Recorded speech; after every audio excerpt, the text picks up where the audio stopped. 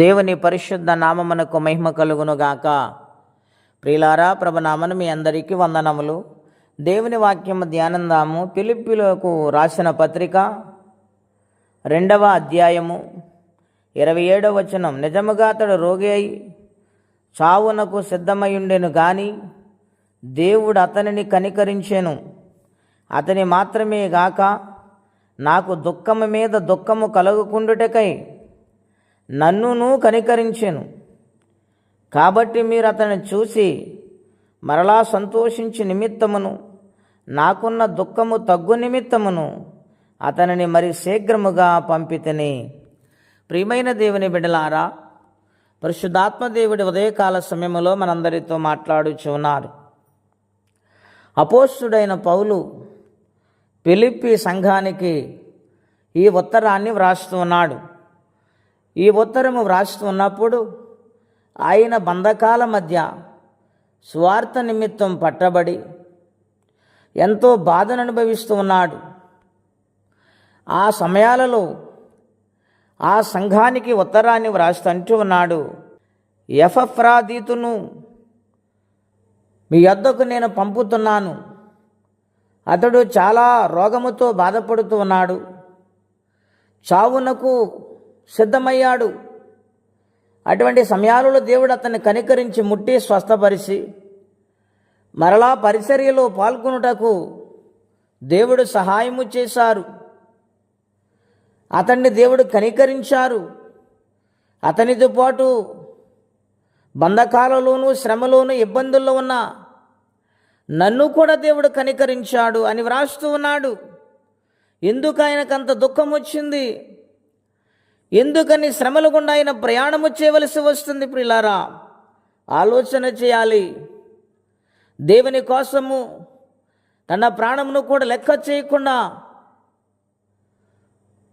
సువార్త పరిచర్యలో పాలిభాగస్థుడిగా నమ్మకమైన సేవ చేస్తున్నాడు గనుక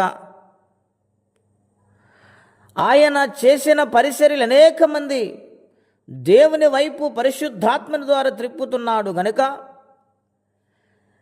ఆ యొక్క ఉన్నతమైన సేవ నిమిత్తం పట్టబడి బంధకాలలో ఉన్నాడు గనుక ఆయనకి బాధ వచ్చింది, వేదన కలిగింది. దుఃఖముతో ఈ మాటలు వ్రాస్తూ ఉన్నాడు. ప్రియా దేవుని బిడ్డలారా, పౌలు గారు గొప్ప వ్యక్తి, జ్ఞానవంతుడు, ధనవంతుడు, పాండిత్యము కలిగిన వాడు. అంతటి వ్యక్తి క్రీస్తు సువార్త నిమిత్తము బంధకాల మధ్య నలిగిపోతూ ఉన్నాడు. ఈనాటి దినాలలో చాలామంది ఎలాగున్నారంటే అందరూ తమ సొంత కార్యములు చూసుకొనుచున్నారు కానీ యేసుక్రీస్తు కార్యములు చూడటం లేదు. గనుక దేవుని భారాన్ని తన భుజస్కంధం మీద వేసుకొని పని చేస్తున్నాడు. ఆ దుఃఖములో ఆ వేదనలు నడుస్తున్న ఆయనకు దేవుని కనికరము పౌలు గారి మీద కూడా దిగి వచ్చింది. గనుక కనికరించు దేవుడు ఆయన కాపాడుతూ ఉన్నాడు.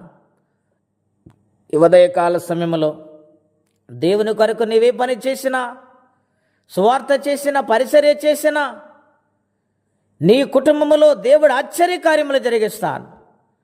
నీ మనసుకు నెమ్మదిని కలగ చేస్తాడు. ఆయన రక్షణ శీఘ్రముగా అనుగ్రహిస్తారు. ఒకవేళ దేవుని వ్యతిరేకించి ఇష్టానుసారమైన జీవితం ఈ లోకములో కలిసిపోయి జీవిస్తే అది ఏమాత్రం మంచిది కాదని పౌలు గారి ద్వారా మనం తెలుసుకొనుచున్నాము. గనుక ప్రభు కొరకు పనిచేవారిగా మారదాం. ఈ లోకం ఎన్నదగినది కాదండి. ఏదో ఒక రోజున కన్ను మూసి లోకాన్నించి వెళ్ళిపోవాలి. గనుక గమనించి ప్రభు సన్నిధిలో నమ్మకంగా సాగిపోవాలని మనవి చేసి మాటలు ముగిస్తూ ఉన్నాను. ప్రార్థనండి. అత్యంత కృప కలిగిన దేవా, మహోన్నతమైన మీ నామము కొరకై వందనాలు. పౌలు గారు దుఃఖముతో ఉన్నారు. ఎపఫ్రోదితు ఎంతో భయంకరమైన రోగముతో బాధపడినప్పుడు మీరు స్వస్థపరిచి కనికరించారు, బాగు చేశారు. అలాగనని పౌలు గారు కూడా తన దుఃఖాన్ని తీరిందని చెబుతూ ఉన్నారు. నన్ను నీ పని చేసిన వారిని విడిచిపెట్టే దేవుడు కాదు నాయన. ఈ సమయాలలో ప్రభువా, ఈ వాక్యం నిమిత్తం మేము తెలుసుకొనుచున్నాము. నీ పని కొరకు నమ్మకత్వము కలిగి బ్రతుకు జీవితం అందరికీ దయచేయమని, ఎవరే కష్టముల బాధలు ఇబ్బందులు ఉన్నారో వారికి నీ సహాయము పంపించమని యేసుక్రీస్తు వారి పుణ్యనామములో ప్రార్థించి వేడుచున్నాము తండ్రి. ఆమేన్. దేవుడు దీవించును గాక. ఆమేన్.